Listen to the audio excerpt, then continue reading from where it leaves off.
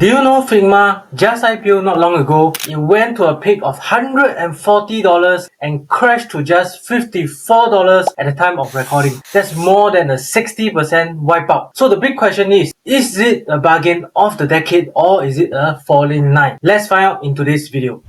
First thing, Figma is not just another tech stock. It's a design platform that powers all these apps, websites, and products you use every single day. So this is so valuable that Adobe tried to buy it before, and now investors have the rare chance to own it after the IPO. And today I'm going to break down whether Figma is worth your money using my 5M scorecard strategy. It stands for Mastery, Moat, Metrics, Management, and Margin of Safety. But before that, if you haven't done so, do join my free weekly newsletter where you will get tips on the US and Singapore stock markets, stock ideas, analyst reports, and many more. You can find the link down in the description box below. So without further ado, let's jump back to the video.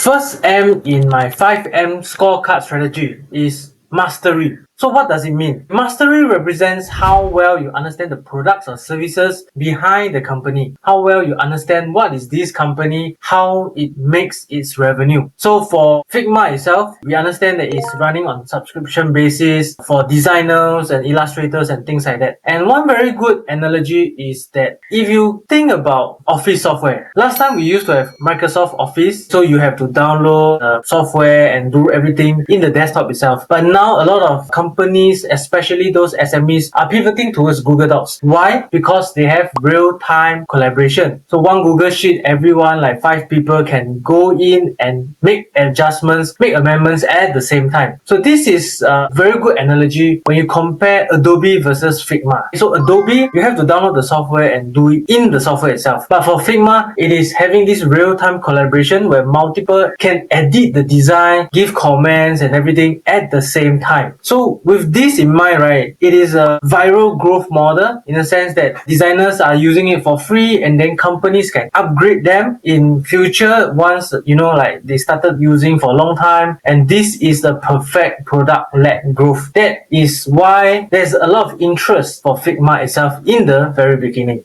The second M in my strategy is this moat. So economic moat. For Figma itself, there are a lot of moats that we are looking at. First one is the network effects. So for example, designers can use it for, design, which is very intuitive. The UI UX is very powerful. And on top of that, product managers. So those managers that handle the designers can also come in and give comments, structure the roadmaps, priorities and stuff like that. And also developers can look at what the designers are designing and then come up with a prototype, coding and stuff like that. So once your whole team is on Figma, everyone's locked in. And this continues with all these other integrations like Slack, Jira, Notion. It's all built into the workflow. And from there on, it's fueling the brand power of Figma. Because right now, last time it used to be taught, a lot of designers are taught Adobe. But right now, a lot of design schools are also teaching Figma. So they are creating a new generation of Figma native designers, which I think, there's a very long runway of growth for Figma itself. Just based on this, how you are taught in the design schools, and when you graduate, you will continue to use them.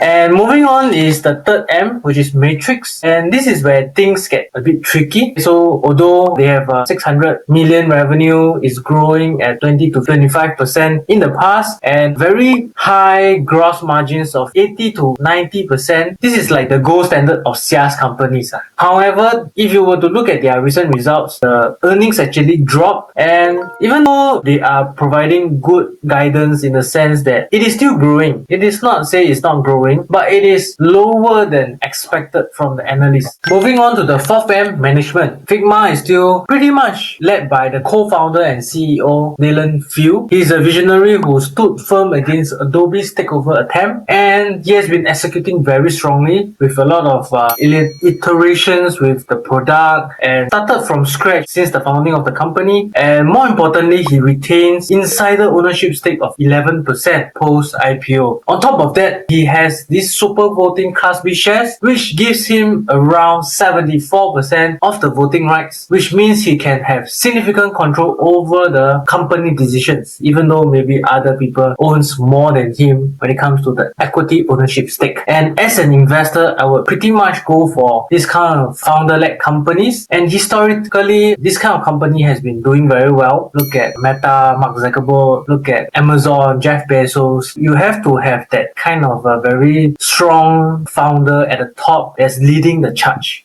Moving on to the fifth M, the last M, which is margin of safety, or in layman terms is valuation. And this is where things get interesting. Looking at this chart, this valuation chart, Figma is trading at a price to sales multiple of 30 times. That's more than 3 times higher than the peer average of 9 times. So who are the peers that inside this chart? You have Adobe trading at 6.5 times price to sales, Atlassian 8.7 times. Atlassian is the company behind Trello.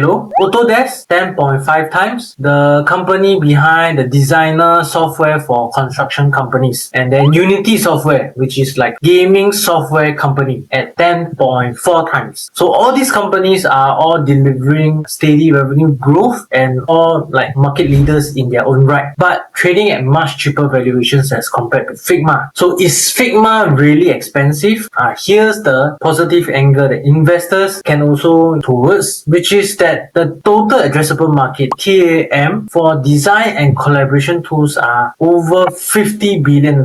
So if Figma were to one day become the default platform, like the Microsoft Office of designing software, and dominate the market, right, for decades, this would make today's valuation probably quite reasonable or even cheap in hindsight. So on the 5M strategy, margin of safety here is pretty weak, I would say, but there is this long-term optionality, the massive TAM that we can look towards. And that's why a lot of Wall Street investors is also keeping a close lid on Figma today.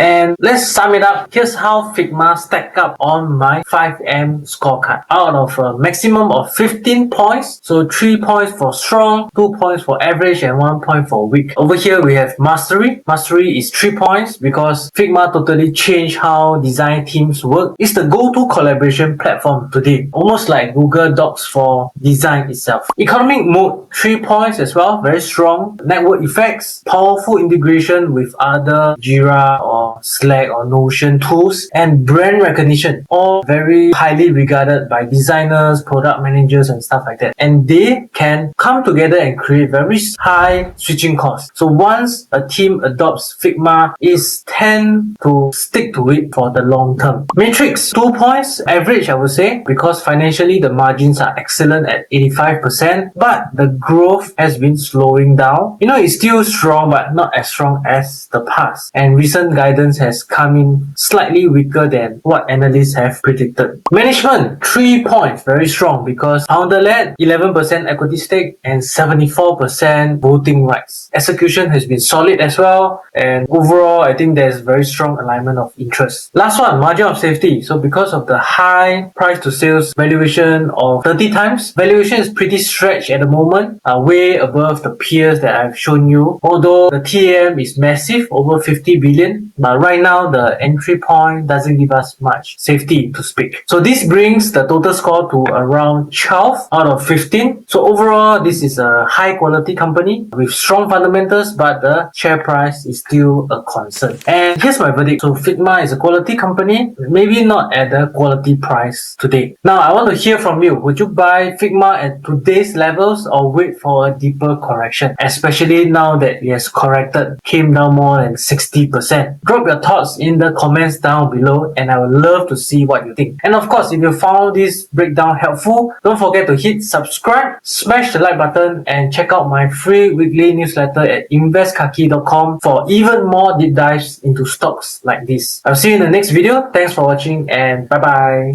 If you like today's video, give it a thumbs up and hit subscribe so more investors can see it. Leave a comment down below. Which of these stocks do you own or are planning to research further? And if you haven't already, join 9,000 plus readers in my free weekly newsletter over at investkaki.com, where I share market insights, stock ideas, and personal investing lessons every week. With that, signing off and see you in the next video. Bye bye.